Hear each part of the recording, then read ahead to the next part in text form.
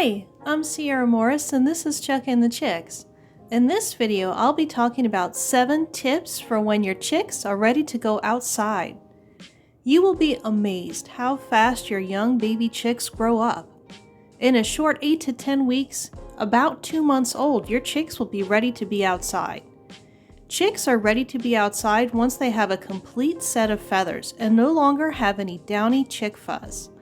A full set of feathers is what allows them to regulate their body temperature without the assistance of an additional heat source.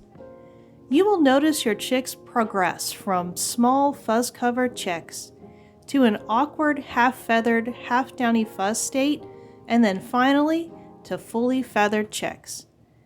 Here are 7 tips that were helpful for me when my first chicks were ready to transition outside. A teenage hen is called a pullet. A teenage rooster is called a cockerel. The purpose of your flock will determine what kind of housing is most appropriate for them. My flock is a small backyard family homestead flock whose primary purposes are to be egg layers, pest control, and companionship chickens. Chickens which are being raised for meat or for show will require different kinds of housing and other forms of care. If you already have an existing flock and you're going to be adding your new baby chicks to an established flock, I've made a whole video about how to incorporate new chicks into an established flock, and I'll include that link below in the description. Prepare an outdoor area for your new flock, which includes a coop and, if possible, a run. The key to a stress-free transition for your baby chicks and for you is to have your infrastructure already built and ready to go. A coop is the structure that will be your chicks' new permanent home. This is where they will roost at night to stay safe from predators. Many people also choose designs that include nesting boxes in the coop, so this will also be where your chickens lay their eggs. A run is an optional design addition, but one that I highly recommend for the overall health and safety of your flock if at all possible. A run is a protected exercise and activity area for your chickens. It provides your flock with additional space and allows them to exhibit natural behaviors like scratching, perching, and exploring. A run expands the structured space available to your chickens. Revised recommendations for chicken spacing recommend at least 5 square feet of coop space per standard sized chicken and at least 10 square feet of run space per standard sized chickens. Bantams will require approximately half of that. Larger, heavier breeds will need more space. Allowing your flock access to the maximum amount of space possible boosts flock harmony, helps your chickens stay healthy, and allows you the option to expand your flock in the future without having to alter your facilities. A run is also a safe place to locate your food, water, and grit stations. Beginner chicken care guidebooks often include plans to build your own coop and run. There are also pre-made kits of various designs available. You can also modify and adapt other kinds of structures like a utility shed or dog housing, stressing that these structures will need to be modified to include the features your chickens need to stay safe and comfortable. Transition your chicks outside during good weather. Transitioning your chicks outside during inclement weather can cause them injury or worse.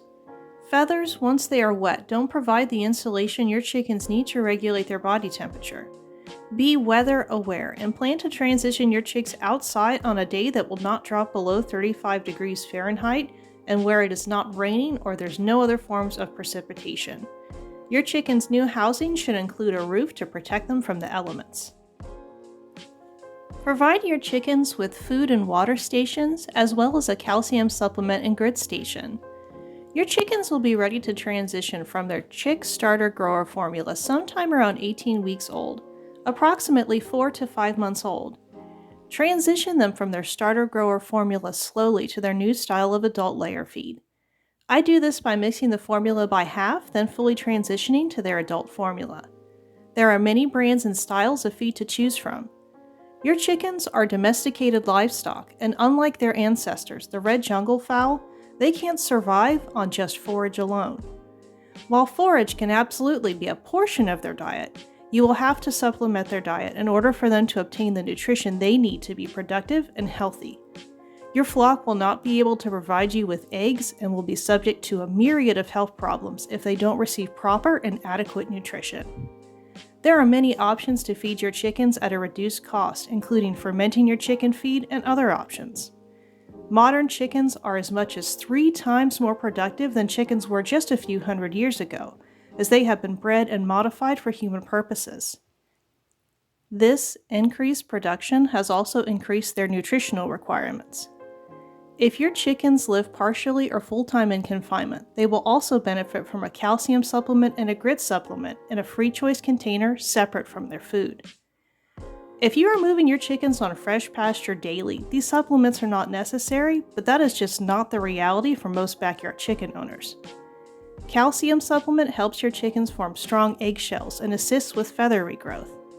Grit helps your chickens properly digest their food for maximum nutrition absorption and also helps prevent conditions like sour crop and impacted crop. A station could be any style of dispenser you choose, and there are many designs and styles to choose from, and you can also use livestock-safe dishes. It's recommended that dispensers are hung at the level of your chicken's back when they are standing. Choose a livestock-appropriate ground cover litter for your chicken area. While it may be initially covered in grass, any area your chickens are confined to will quickly turn into a mud pit. Muddy and unsanitary conditions can lead to many chicken pests and diseases. Choose a livestock-appropriate ground cover litter that is appropriate for your region and weather conditions. Your bedding maintenance style, whether it's spot clean and scoop method or deep bedding method, your weather extremes, and the style of chicken housing you choose to build will impact what litter choice is best for you. The most common choices are coarse construction sand or pine flake shavings.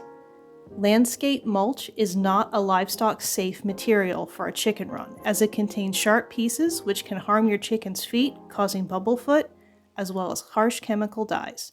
There are many better, livestock-safe ground cover litter choices to choose from. Provide your chickens with perches and roosts. Roosting and perching are natural behaviors that provide your flock with enrichment and safety. Perches can help alleviate overcrowding as well as provide your flock with options to escape the ground when they choose to.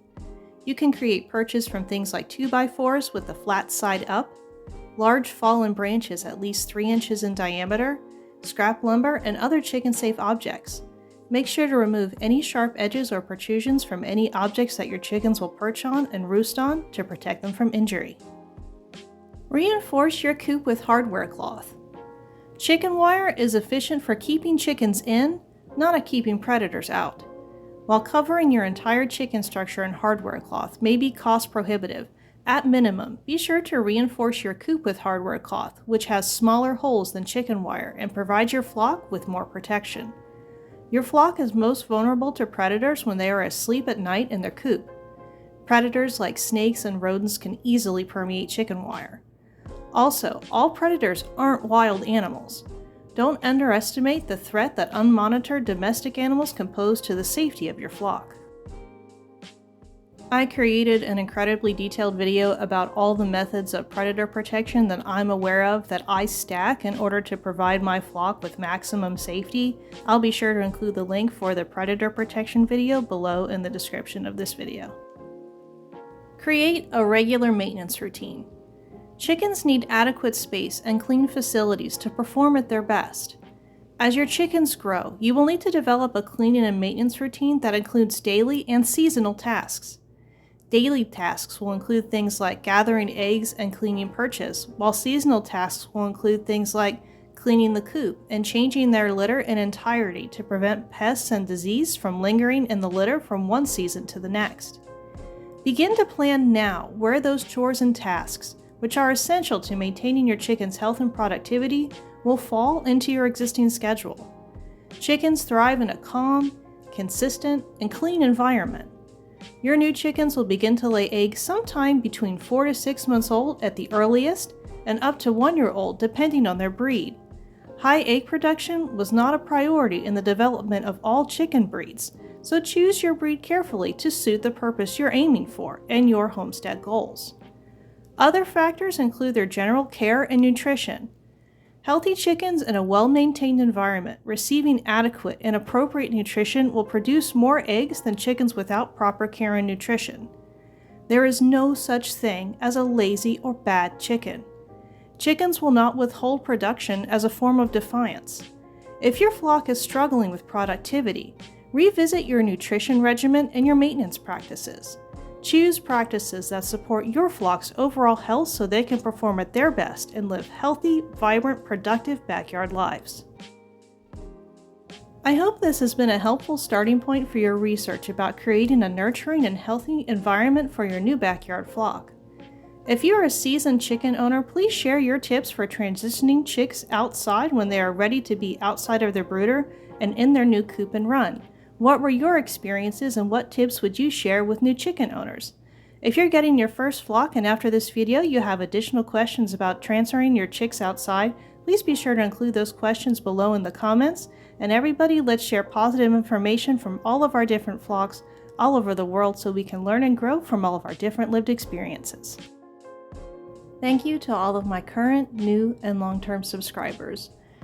Thank you for helping me create this amazing backyard chicken and homesteading online community. Thank you to each and every single one of you for sharing your questions and experiences from all of your different flocks all over the world. We would love to have you as part of our flock. Lots of love from our coop to yours. See you next time.